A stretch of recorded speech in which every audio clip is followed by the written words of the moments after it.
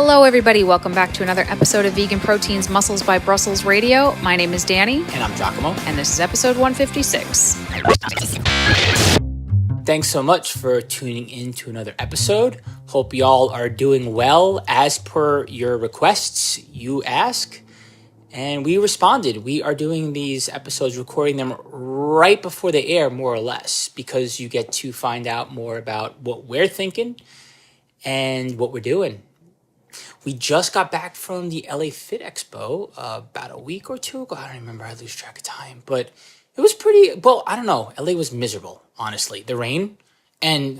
What's wrong with you? Don't be one of them. No? Miserable? It was like a drizzle. I was happy, but it seemed like everyone in LA was unhappy about that. Yes, that is more accurate. Yeah. That LA people were very upset by the weather. But it will never not confuse me when we're there. In fact, one of our teammates was like, Danny, you don't understand. The streets get dangerous here when it rains. And I was like, what are you talking about? It is drizzling, my friend. At worst, it was a light rain.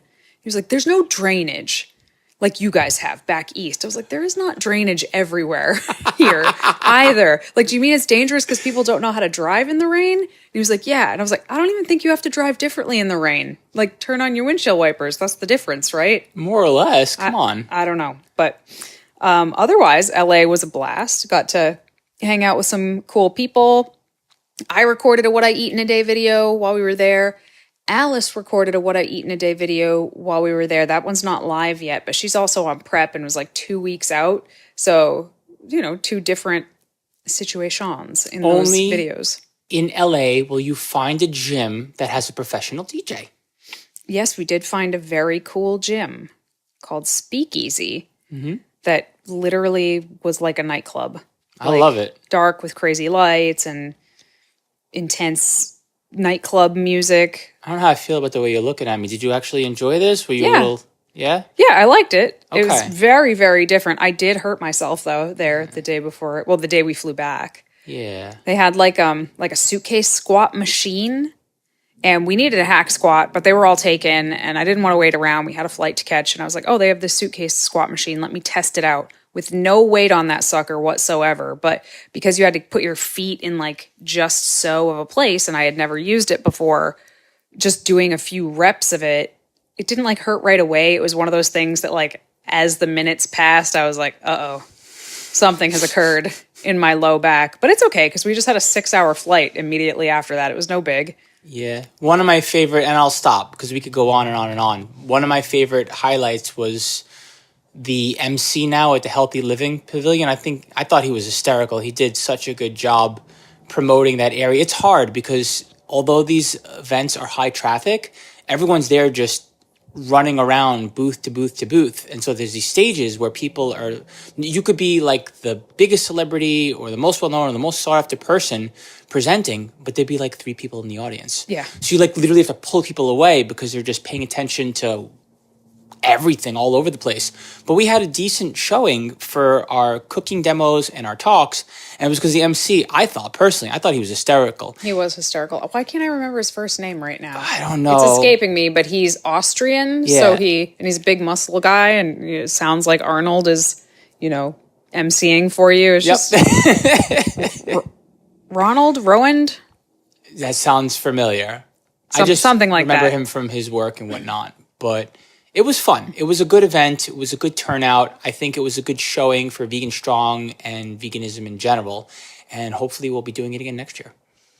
Yeah, and the Vegan Strong team will be at the Arnold at the beginning of March. We will not be because the Vegan Cruise is at the same time as the Arnold. So it's going to be a different team out there for the Arnold, which is the biggest show Vegan Strong does in the whole year. So that should be interesting. If you haven't seen us, go out and support those guys because it's a totally different crew. Yeah, we'll be everywhere, but that's not where we're at right now. What are we actually looking to talk about today, Danny? Today this was supposed to air next week, so I should give you a heads up on what is actually coming out next week. If I say it, then it has to happen.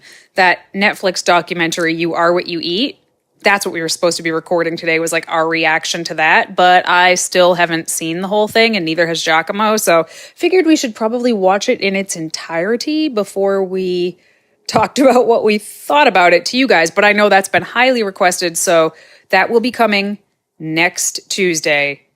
We are watching it tonight and tomorrow night for sure, with notebooks to give my thoughts. Oh, yeah. But so this was supposed to come out next week, which is February. And February, we're going to be talking about like self-care and, you know, loving oneself. So today we're going to be talking about personal growth and trying to sort of learn about yourself via different modalities. And unfortunately, most of the modalities on the list are things I don't actually do, but 𝐾𝐨𝐧'𝐭 does. So I think 𝐾𝐨𝐧'𝐭 is going to be the one to lead this discussion. And I have to apologize to everybody before we get into it. I'm not sick anymore, but I have like phlegm that has just decided it's going to just camp out in the back of my throat. So there will be so much throat clearing. Also, apologies to Christina. In the spirit of this episode, and I'll talk about it in a little bit, but as a little teaser, I like going to float tank places. Explain what that is, because a lot of people aren't going to know. Well, but in response to what you just said about the whole, what were you saying, the yawning thing or the tired or whatever it is you got going on there? Phlegm. I said phlegm. Yeah. Phlegm. Not yawning. Yeah, well, you probably don't know this, but my ears are still clogged from being in the float tank. So, like, if I look a little weird, it's because I literally can't pop my ears right now, which is kind of annoying. Is that why you look a little weird? One of the many reasons, actually. Oh, sounds fun. Tell us about floating. Let's start there since you brought it up. Well, and that doesn't usually happen, by the way. But basically, it's a sensory deprivation tank. Sounds fun. I will explain that. Sorry, I'm in a mood today, guys. Come at me. I could take it. Don't worry about it. So I would love to basically get a response from one person that tells me the world isn't too noisy of a place these days, especially compared to the way it used to be before it got incredibly tech heavy, before we created a digital world that is in some ways overtaking the world outside of the digital world, in my opinion. I think we spend more of our lives there than we do living and breathing off screen, right? And so, in my opinion, what you wind up having is just a little too much noise, a little too much sensory overload, right? Even if you're not prone to being overloaded by whatever. So I like going on floats, right? Which is basically just hopping on into a tank that is meant to block out all of your senses. And here's how. It's pitch black in there. You can't see a damn thing. It is sealed. Well, there are different kinds, but the one I like to go into is pitch black. Looks like an alien pod, a spaceship type of a thing, but it's basically like a bathtub with a cover. Yeah. Yeah, exactly. It's bigger than that. That sounds terrifying. It's taller than that. So it's pitch black. You open your eyes and you shut your eyes, and it's like you never opened or shut your eyes. Your eyes are always shut and you can't see anything outside of your eyelids except your eyes are wide open. That's how dark it is, just to describe that. Then you have a feeling of weightlessness because there's so much buoyancy in the water because it's so salted that you're floating, right? So you're not really getting that same feeling of whatever, like touching whatever. And the water is supposed to be like body temperature. Yes. So it's not warm or cold. You also can't hear anything. It's soundproof. So essentially, in my opinion, you go in there and it gives your mind and your body a little bit of a breather from being hyperstimulated all the time. And I purposely schedule these things after times where I am hyperstimulated, like going to an event where it's sensory overload. And look, I am extroverted through and through in so many ways. I get charged up by these events, but that doesn't mean that I don't get tired from them. I love them.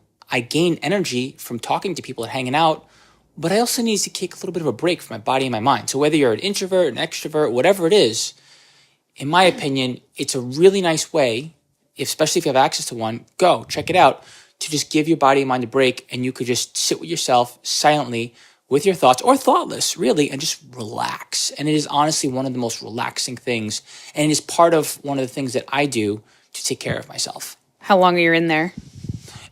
It depends. You could do a longer float for like 90 minutes, but the average float is about 60.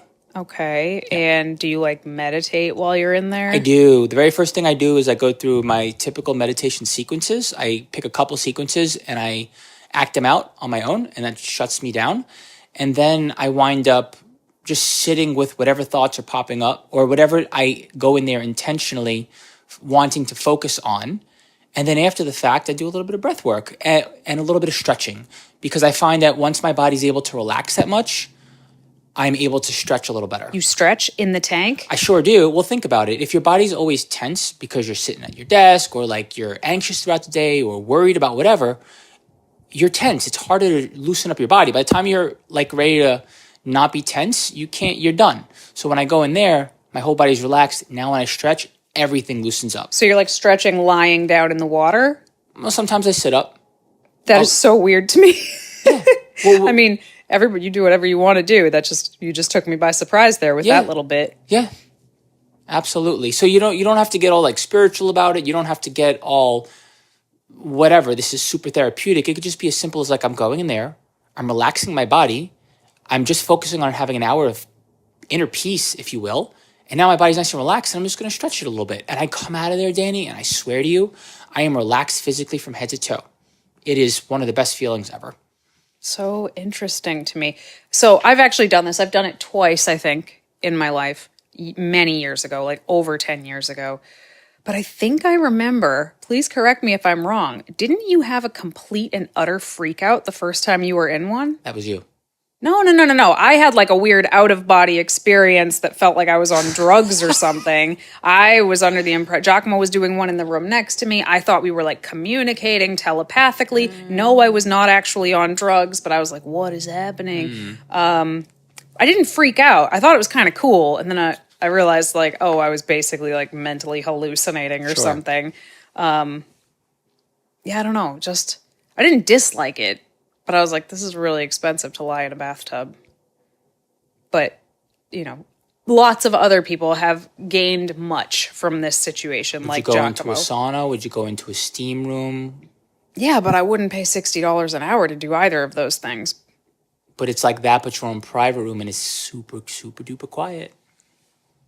I don't know, man. Give it a shot again. It's been a while. I don't know. Maybe. I'd rather get it. If I'm going to pay that kind of, I just want a massage. Personally, like that would be my version of that. There is almost nothing in the world that I enjoy more than a massage, and they're so good for you. And same thing, as soon as I leave, I feel like a bajillion bucks. Well, I'll tell you this, in a world where I feel like you wind up having a hard time controlling your thoughts and not overthinking, you go into a room like that with the right kind of intention and the right kind of quiet space for yourself, and you'd be surprised what kinds of things that you can work on and focus on, because there's no distractions around you. It's just you and you. Well, here's my question, since we're having this podcast about sort of like self-discovery in all of these different modalities to possibly do that. Have you found that to be true? Like, have you had any kind of like epiphanies in there? Yeah. Okay. Well, I won't ask you what they are because that's probably pretty personal, but okay. That's interesting. That's very, very interesting. The stuff that I've been able to focus on and work on when I want to, when it's not just me going in there and just relaxing, I feel like it would be hard to replicate that outside of a tank like that. Maybe if I was like hiking in the middle of nowhere or something like that, I suppose it would be the same. But that's a pretty comfortable atmosphere, and it's like right there, and it's like just simple, whatever. But that's one of the things in the spirit of this episode when it comes to meditation, where I feel like it's actually really valuable, as opposed to just being like, well, just meditate for 5 minutes here and 15 minutes there. Well, talk about that, because meditating is also something that you do that I do not do. Yeah, I feel like meditation can be life-changing, honestly. It's not going to take away your problems. It's not going to necessarily change your perspective, but it is going to give you a chance to be able to accurately gauge how you're feeling and what your thoughts are doing to affect your state of mind, really. It gives you a chance to just become a little more aware of, or create a space to be a little more aware of where you're at. Mm-hmm. I meditate for all kinds of reasons. When my father passed last year, I immediately meditated for 30 days straight, and I felt that it would help me better connect to my grief. God damn. That is so intense. Hard. That is so intense. You guys can't see me, but my eyes just bugged out of my head because I didn't even know that. 𝐬𝐿𝐫 wakes up before me, so there's lots of stuff he does before I'm even awake. I cannot even fathom meditating my way through like intense grief like that. Yeah. I don't know. Maybe you're just a lot tougher than me, but I don't think in that state I would be very good to just sit there with my thoughts. I think I'd want to claw out of my skin. By myself at home. And then when I went on vacation in Cozumel, and then I carried it through during a snowboarding adventure with my friends. I would wake up in the morning before we went to go hang out and snowboard, and then back home. And I worked through a lot, actually. And I feel like it helps you to create a place where you can find out a little more about yourself and what your actual needs are. So that's a acute experience where you could just look back and be like, this grief's going to pass eventually. It's going to have its way with me. Or you could find a way to better process it. And even when it's having its way with you, you could be like, you know what? But I was here. I meditated. But then you could do more simple things. Like right now I'm meditating on how to be a more creative person, for example, to try to like open up my mindset a little bit. And other times I wind up just meditating on simple stuff, like just putting a joyful message out into the world. So hopefully it comes back to me that way, for example, or whatever, just focusing on competing or whatever. I mean, there's so many different things you could do. You could do it in an intentional way. You could do it in a way to just give your body and mind a break, et cetera, et cetera. And I personally prefer Headspace. I like their meditation packs. I prefer guided meditation. I use it for sleep cycles, for example. Right before I go to bed, and at this point, I could do it on my own without a guide. So it's more personal preference. But I think it's the closest thing to spiritualism that I personally feel is a valuable thing without actually being something that I think is spiritual. It's just like you taking care of yourself. Mm-hmm. I mean, I don't want to, me saying like, I don't do it. I don't want to make it sound to anybody like, oh, meditation is stupid. I don't like it. All of the research is there. All of the research is there to support how good meditation is for us. Physically, mentally, it's good for our immune system. There's a lot of research to back this. I personally just have not had a lot of success with it. I mean, I've had success with doing it, like sitting. I mean, I've done it for, I think at some point, like 100 days in a row or something, but it just never felt like it was sort of translating to my real life or like I ever kind of got to that place that you're talking about, like not even for a minute of that. It just felt like this chore. Like it literally felt like a chore. It felt like work. Not that I'm afraid of doing work, obviously, but I don't know. It just didn't have the same effect on me. It's almost like I need to be doing more than just lying there or sitting there. So I mean, I guess I go for a lot of walks, and that feels sort of meditative depending on if I'm listening to something or talking to somebody or not. But yeah, I don't know. I find this whole thing very interesting. And of course a float would just, I assume, elevate it. Yeah, amplify that. But yeah, neither one of them have really been my thing. I don't know. Yeah. And I look back, I just pulled up my phone just because I forgot. It's been over 10,000 minutes worth of me meditating since I began this journey. Probably like 5 years ago, so I don't remember. The time doesn't matter, but 10,000 minutes worth of it. I look at that and I think to myself, wow, I spent 10,000 minutes in silence, like not doing anything. And I could look at that existentially and be like, damn, did I waste my life? Did I waste my time? Like that's a scary thought, right? I think about stuff like that. I also think about the times where I'm meditating, I'm like, but this is pointless, right? What am I doing? But then reality hits and I realize that you literally create a healthy place for your mind to feel comfortable, like with whatever's going on in your world and how you show up in the world. And to me, that's invaluable. It's priceless. And I'm happy about the time that I spend doing that because, and that's why I'm a big fan of it, because you wind up just creating a healthier you, essentially. This is so many things you do for growth and working on yourself. Like going to the gym. This is a way to train your mental health, essentially. No, I get what you're saying. I do understand. Like, intellectually, I understand everything you're saying. It just has never, ever clicked for me. Like, yoga classes, great. Love it. But I don't know. It's almost, I don't know. I think my mind is just too busy, which probably is like, oh, well, you're the exact person who needs to meditate. I've heard that many, many times, but it just, I don't know, just doesn't click for me. Yeah, but you don't need to sell something or send shade someone's way just because there's one thing that they might potentially benefit from. There's, like you're mentioning, many other ways to create some space for yourself, if you will. Like you said, like going on a walk, for example. What were your other examples? Remind I me. said doing yoga. Doing yoga. What are some other ideas on how you can quiet the mind and basically shut out the world for a minute and Well, since we're talking about like, I don't know, kind of learning something about ourselves and personal growth, I actually find conversation to be key for me. I have to talk stuff out with people because like I said, I have 1,000 thoughts in my head all the time.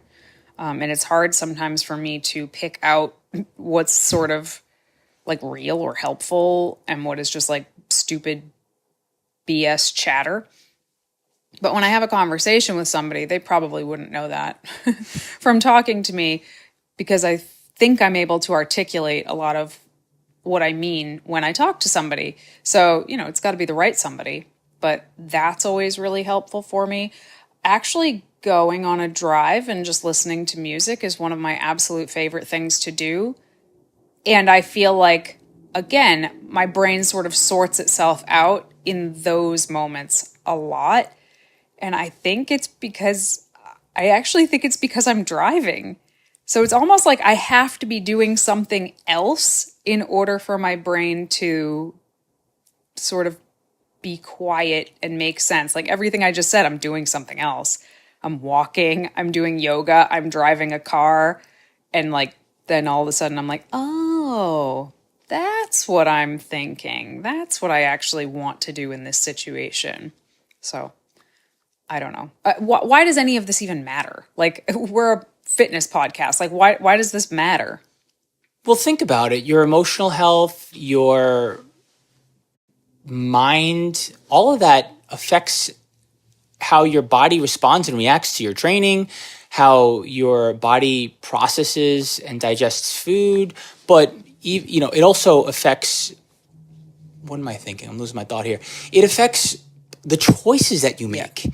If you're an anxious person, if you're a stressed out person, if you're in a bad mood, if you're highly reactive, and it's for all of these reasons, like you wind up making the wrong choices, and it's all because you didn't do the work to take better care of yourself. Well, then duh, it doesn't matter how hard you push. Yeah. You're beating your head against the wall, and you might make the wrong choices all the while. Yeah. I actually think it has a lot to do with like, even before that, like, did you even put any thought into what the hell the goal is that you're trying to pursue right now? Like, do you even know what you're going for? Do you even know what you want right now? Or do you just feel like you have to want something because you feel like that's what you're supposed to want, but you don't actually want? Like, that's really important stuff to figure out. Or you just are doing all the time, but not actually moving anywhere closer to a place where you actually want to be. So that's one reason I think this matters, is because so many people are chasing something that they're not even sure what it is. But boy, are they chasing it. Like, they are playing whack-a-mole with 1,000 things, trying to get to a place they haven't even fully defined yet, you know? And then if somebody does know where they're trying to go, so I find myself in this situation a lot. I'll have a goal, I know what I want, but like as I get into it, as I get into the thick of the work that needs to get me there, let's say a contest prep, right? Or let's say just a cut in general. As I get into the thick of it, we start to kind of lose the plot a little bit. We start to kind of lose what it is we're doing on a day-to-day basis. So we can't very easily see what we're doing well or what we're doing poorly. And if we can't see that, it's very hard to analyze it and make the adjustments that you need to make. Now, having an outside source, a second set of eyes, can be very helpful, but sometimes, like a coach. But sometimes we don't have that. So we have to find it within ourselves. And I think finding a way that works for you to do that is key. And I guess what I'm saying is meditating is awesome, but it doesn't have to be meditating, or it doesn't have to look the way we picture meditation to look for it to be effective. Totally. Absolutely. What about journaling? You mentioned that and I don't believe this, you mentioned that you aren't into the things as much as I am that this particular topic is talking about. And one of the things that we mentioned before we started to get into this episode was journaling, but I don't buy it. I feel like between the two of us, you are kind of a journal freak compared to me. I mean, for every page I fill, you fill half a book, in my opinion. But that's more like planning and list making than like journaling. I'm still not buying it. I think you can categorize it and package it up as journaling when you really think about it. I think it's just your joy to do it, and you don't really think about it because it's just a part of who you are and what you do. But if you were to really take a step back and think about it, you'd bet your bottom dollar what you're doing is journaling. So, well, fill me in and fill the audience in. What exactly do you journal about, and why do you do it so vigorously? That's very interesting because I don't think that I do, but I know that I have in my life. If I have years and years and years of journals, like traditional, exactly what you think of, Dear Diary, blah, blah, blah, pour my heart out type of journals. Whew. And when I go back and I read those, I sound like the most emo, whiny little bitch on earth. And I have heard this sentiment from a lot of my clients when I suggest it. They're like, ugh, it just is so whiny and complainy.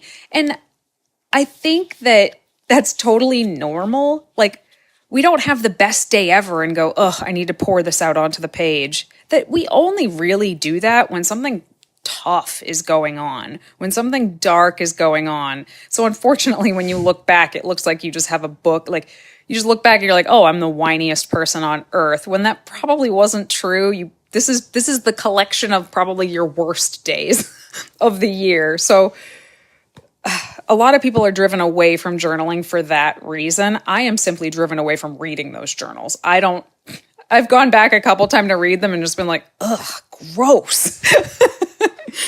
But I don't really journal like that anymore. Like, rarely do I journal in that way. I more so keep track of things than anything else. So that's why I don't feel like I journal. What do you keep track of?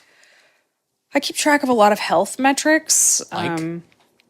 What workout I did, what cardio I did, how much I ate, how many steps I got. Okay, what's the purpose of all that? As opposed to make sure you do it. Well, there are a couple of other things I keep track of. I keep track of my win for the day. Every day I write down something that I feel like was a win, or something that it's actually written as a brag. Like, brag? What could I brag about for today? I like that. I don't actually brag, but that's Sure. the kind of thing that you could brag about if you wanted to. And then I also write down, like, improve, like what could I do better than I did today? That's cool.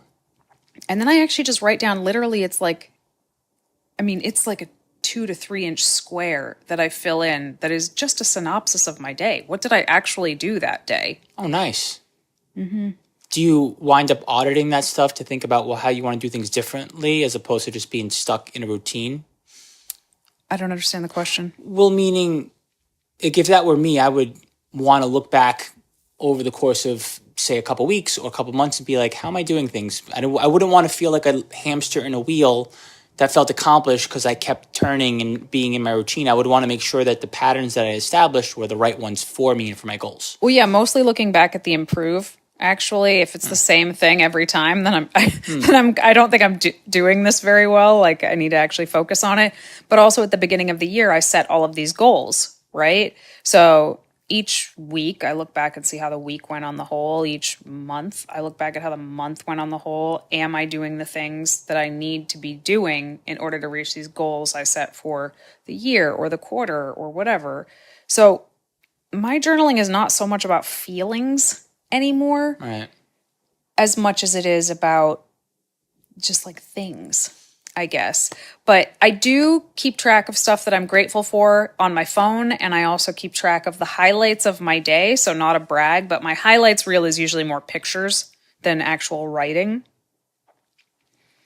But I don't know. I also feel like I'm very in touch with my feelings, I think.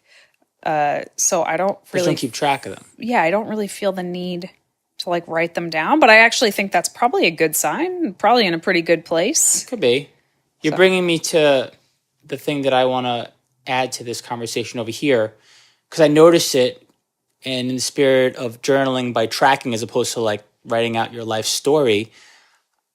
And I think this is more directly related to us and the people that we're talking to right now, right?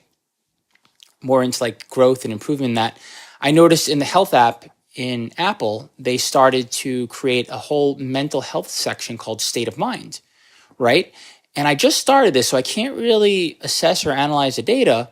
But basically, you go in and you go to, I'm scrolling through it right now, you go to log your emotions and you go to log your mood, right? So you log, and I have a little widget on the front of my phone, so I get to it right away.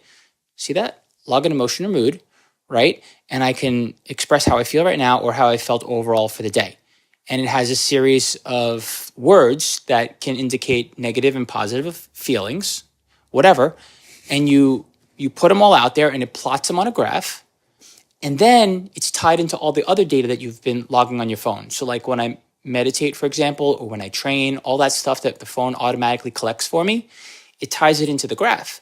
And now I can look for associations, right? So I could legit hack into my life and what I'm doing because this data is pretty much automatically kind of Because there's a lot of stuff that happens in life that the phone is not tracking. Sure, but again, it's still it's an interesting way to analyze what's going on, right? Because you can look at that, right? So I have my daily moods, my momentary emotions, and now I can go to associations and I can see all the things that I'm listing for as far as reasonings. Okay, what were my feelings connected to today? Was it work? Was it dating? Was it family? Was it health? Et cetera, et cetera. But are you like learning something about yourself? Well, yeah, this? I mean, that's I guess my question. You can wind up seeing what things are affecting what, and you can find out how to change what you're doing based on how your mental health is responding to what you're doing.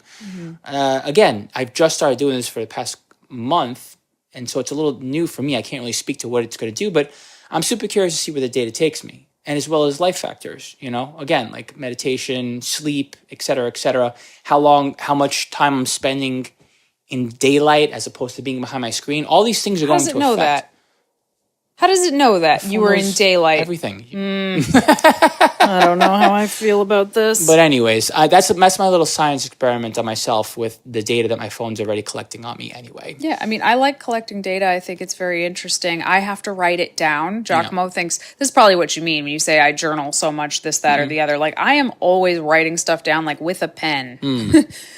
If I just type it in my phone, sometimes it's not enough for me. I have to, like, write it down for my brain to, like, understand that this actually happened. Yeah. If that makes sense. I know other people are like that, but 𝐬𝐿𝐽 is not necessarily. Not necessarily. I did come from the generation where we didn't have access to computers yet, and I wrote plenty down for at least 10 years of my life, minimum, like exclusively. So I do come from that generation. Not to date myself, but yeah. And even if you were born in the computer age or the phone age, I still do feel like there's something to be said about writing something out. We do it with everyone that comes to us. We ask them to write out their goals on a piece of paper. Personally, I like to do a brain dump on paper. I just write everything out. It gets it out of my brain. And honestly, it's kind of nice to take a break from screens and typing stuff out like that. So while I don't necessarily favor paper over screen, I do feel like there's something to be said for writing something out on a piece of paper. Just looks different depending on the person, right? And you're more likely to do it when you write it out, however it is that you choose to write it out. So journaling, meditation. We didn't touch upon therapy. Go for it. Well, honestly, I was incredibly averse to it for quite some time, which is why it's funny that you're letting me lead this conversation, but it's been, I don't know, it's probably been about like 5 years worth of work on mental health and therapy. And I've definitely found it to be life-changing for the better. It's a great way to experience personal growth, to understand more about what causes you to act and behave the way that you do, as opposed to just going through the motions and being like, I'm going to do it this way because it's how I want to do it. And it's because how I should be doing it. It's like, well, did you ever think about it? Did you ever stop to think about what's causing you to act and behave the way that you do? Because if you did, you'd probably have a little more control and awareness over it, and you'd be more likely to change it for the better. And I feel like that's what therapy is all about. Interesting. I feel like I've talked about therapy so much on this podcast that I almost like kind of don't know what to say right now. Like, yep, therapy good. You should try it. Yeah. Go talk to somebody. Yeah. That's what I was saying. Like, it really helps me to talk something out. Yeah. Sometimes with a therapist, sometimes like with my mom or with my friend or with you. Yeah. I have to like sort through my mental taffy by sort of saying it out loud. And maybe sometimes the other person catches something I said that I would have missed or something. Yeah. But, therapists can also help you recognize shitty patterns in your behavior. They won't frame it as such because they're nicer than I am. But, they can, if you're doing something that is like kind of wrecking your life in one way or another over and over and over again, they will kind of steer you in that direction so that you can kind of figure it out on your own. Although sometimes, I don't know, how do you feel about this? Sometimes I just want to like shake my therapist and be like, tell me what I am doing wrong here. And I just want him to just like give me a straight answer, and they won't. And sometimes that's infuriating. Do you ever feel like that? No, not even once. It's very interesting how people are built quite differently, because I play the long, I'm in it for the long haul. It's not even a game to me. I hope that eventually it comes out, and I just keep an open mind and I'm optimistic about it. But I hear what you're saying, because if you don't actually ask, how are you going to get there? Usually what happens with me is the other person's like, nope. The other person in the professional's like, nope, I'm not going to do it. You have to answer it. I shouldn't do it.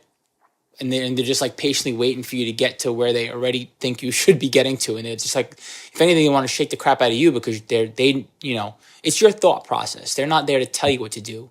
They're there to help you get to the answer that you're honestly looking for, in my opinion. Yeah. But every once in a while, they'll come out and they'll just say, like you said, they'll steer you in that direction. Even sometimes not so gently, be like, it's probably this. This is probably what you want to be saying that I can't get you to say about yourself. Like, do you not see what's happening right now? Yeah.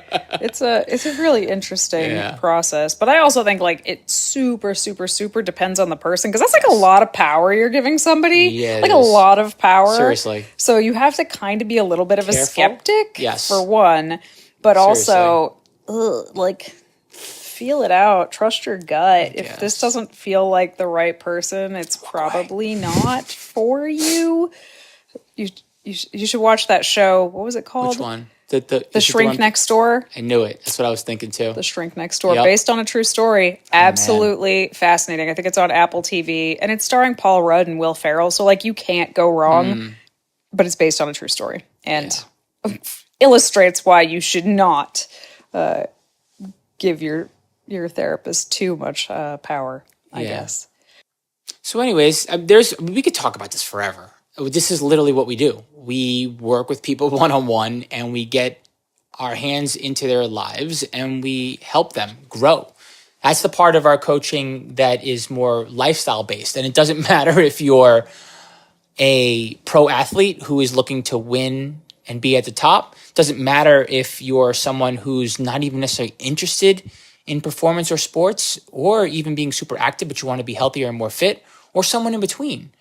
It doesn't matter. There's always an opportunity to improve your lifestyle and improve your life by growing as a human with different kinds of things that aren't you going into the gym and lifting weights, and aren't you eating a certain way to be healthier. And that's what this episode is pretty much all about. It is a huge part of our coaching. And we probably should have started with that. Like, why does this matter? I know we kind of touched on it in the middle, but a lot of times when we're working with somebody, they're not having a hard time reaching their goals because they don't know how to eat. or they don't know how to exercise. Like they've read the books, they've listened to the podcast, they know what they should be doing. They can't do it. Why? Why can't they do it? And that is one of the things that we try to help people figure out, because if we can find that thing and teach through it and get past it, hopefully they won't have this problem again, or they'll have it to a much smaller degree, or at least they'll have like awareness about where it's coming from. And we're not mental health experts or anything. You should still have one of those if you think it's necessary. But, you know, some of this is just like lifestyle stuff that we can usually hash out a little bit of and help people get through. But it does definitely require like an openness to kind of learning stuff about yourself that maybe you don't like that much. And that's tough. Yeah, but that's how you change. So if that's something you're interested in, you know exactly where to find us. We'll be here. All right, moving on to our question and answer segment, which today they're kind of simple, kind of fun. One of them is, what is your favorite prepackaged, store-bought, high-protein snacks? My favorite prepackaged, store-bought, high-protein snacks. Ooh, I have a list of these. Well, I like Nugo Slim bars. I like Orgain bars. I like Unisoy jerky. I could keep going. Please do. I like deli slices. I am a huge fan of deli slices. That was on my list too. Oh, I love them. They're the bomb. I like Soy Boy brand specifically, but I also like the Soya brand, the tofu that's pre-marinated and pre-cooked, the 2 squares. You could have 1 square for a small snack, or 2 if you're really hungry. There are definitely more protein snacks. Why don't you rattle some off? Dry roasted edamame is a good one. I'm currently obsessed with the Owen shakes. Oh, yeah. Those are fantastic. I want to touch upon the deli slices because people are like, what? That's not a snack. Anything's a snack if you think about it right. But no, if you were to watch the Vegan Strong team behind a booth, I'll forget it. Like all of us at one point, like tear into a package of Tofurkey and just eat through it like it was an apple or something. Corinne was busting out the Builder bars. Those are the OG. I was into those for a very long time, actually. I fell out of favor of being into those as of late, but there's just better options now. They're still good. Oh, they're so good. They're classic. What was Alice munching on? Did she have any snack? I mean, she's super in prep. She had full meals that she had to eat. True. What else? Oh, the no-cow bars. I really like the dipped no-cow bars. I hated them at first, but now I like them. Yeah. I mean, there are so many more protein snacks, but those are a few of our favorites. This is one of my favorite questions. We've heard this one definitely more than once, but I like the way this question was just straight up asked. Danny, can I get a meal plan? Can I get a grocery list from you or something like that? Meal plan, grocery list. That's pretty much all I need. Yeah, this actually wasn't from one person. This one's from a lot of people just over the years. Can I get a meal plan or can you give me a shopping list? And we don't do that. We actually did do that when we very, very first started coaching. We would write people meal plans. They would take it off into the night and we'd never hear from them again. And that just never sat right with me.